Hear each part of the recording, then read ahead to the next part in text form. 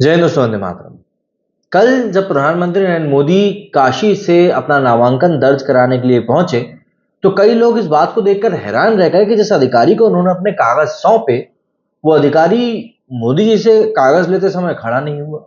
अब कई लोगों को इस बारे में पता नहीं है कि इसके पीछे का क्या कारण है, क्या प्रोटोकॉल रहता है और क्यों देश के प्रधानमंत्री के सामने भी एक अधिकारी खड़ा नहीं हुआ। जरा जानते हैं इस बारे में कि क्या कुछ है ये पूरा माजरा। दरअसल प्रधानमंत्री मोदी लगातार तीसरी बार वाराणसी से चुनाव लड़ने जा रहे हैं। उन्होंने मंगलवार को वाराणसी से नामांकन पत्र दाखिल किया है। इस दौरान पीएम मोदी खड़े थे, जबकि आरओ मतलब कि रिटर्निंग ऑफिसर उनके सामने बैठे हुए थे। ऐसे में जानने की कोशिश करते हैं कि आखिर क्यों रिटर्निंग ऑफिसर किसी भी उम्मीदवार के सामने, सिर्फ प्रधानमंत्री नहीं बल्कि किसी भी उम्मीदवार के सामने खड़े नहीं होते हैं। प्रधानमंत्री मोदी ने वाराणसी लोकसभा सीट से दरअसल नामांकन पत्र दाखिल किया है। पीएम मोदी तीसरी बार वाराणसी से लोकसभा चुनाव लड़ने जा रहे हैं। इससे पहले पीएम मोदी काल भैरव के दर्शन के लिए और दशाश्वमेध घाट पर पूजा करने के लिए गए। पीएम मोदी जब नामांकन दाखिल करने पहुंचे, तब उनके साथ गृह मंत्री अमित शाह, रक्षा मंत्री राजनाथ सिंह और सीएम योगी आदित्यनाथ समेत तमाम बड़े नेता भी मौजूद थे।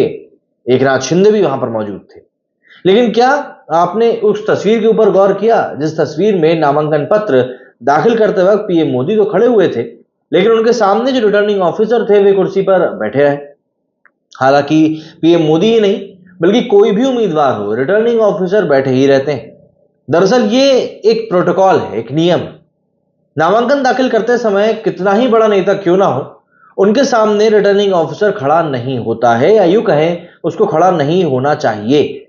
दरअसल होता कुछ ऐसा है कि चुनाव के दौरान रिटर्निंग ऑफिसर उस जिले का मुख्य अधिकारी होता है, और अगर कोई भी व्यक्ति एक उम्मीदवार की हैसियत से, एक उम्मीदवार के तौर पर नामांकन दाखिल करने के लिए आया होता है, या फिर चाहे वो खुद प्रधानमंत्री ही क्यों ना हो, आरओ मुख्य अधिकारी होता है।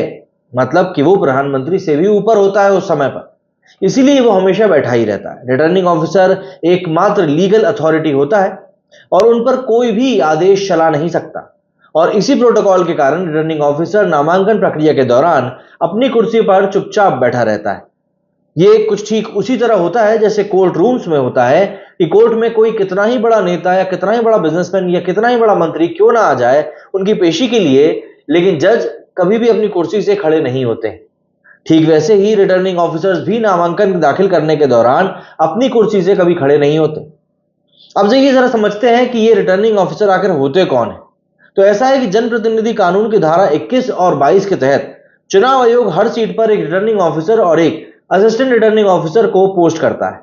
रिटर्निंग ऑफिसर तो अधिकारी होता है जिसके ऊपर गैजेट नोटिफिकेशन जारी करने से लेकर नतीजे आने के बाद जीते हुए उम्मीदवार को सर्टिफिकेट जारी करने तक की रिस्पॉन्सिबिलिटी होती है। आमतौर पर सभी रिटर्निंग ऑफिसर्स कलेक्टर या मजिस्ट्रेट ही होते हैं।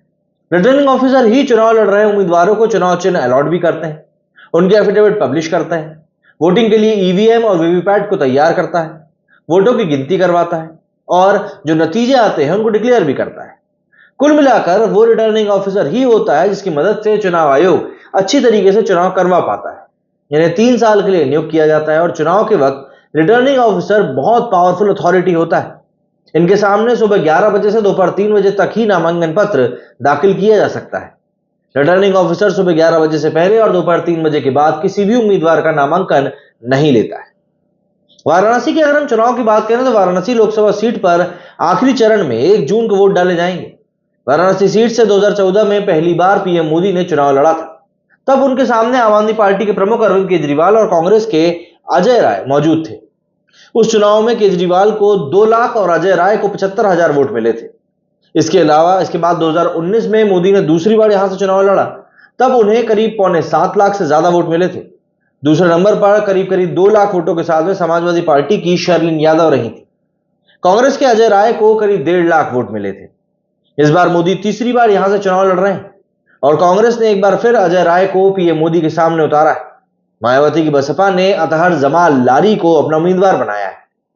क्या कहना है आप लोगों का इस बारे में, और रिटर्निंग ऑफिसर के बारे में आप क्या कुछ और जानते हैं? कमेंट करके जरूर बताइएगा। मेरे स्टूडियो फिलहाल इतना ही। जय हिंद, जय भारत।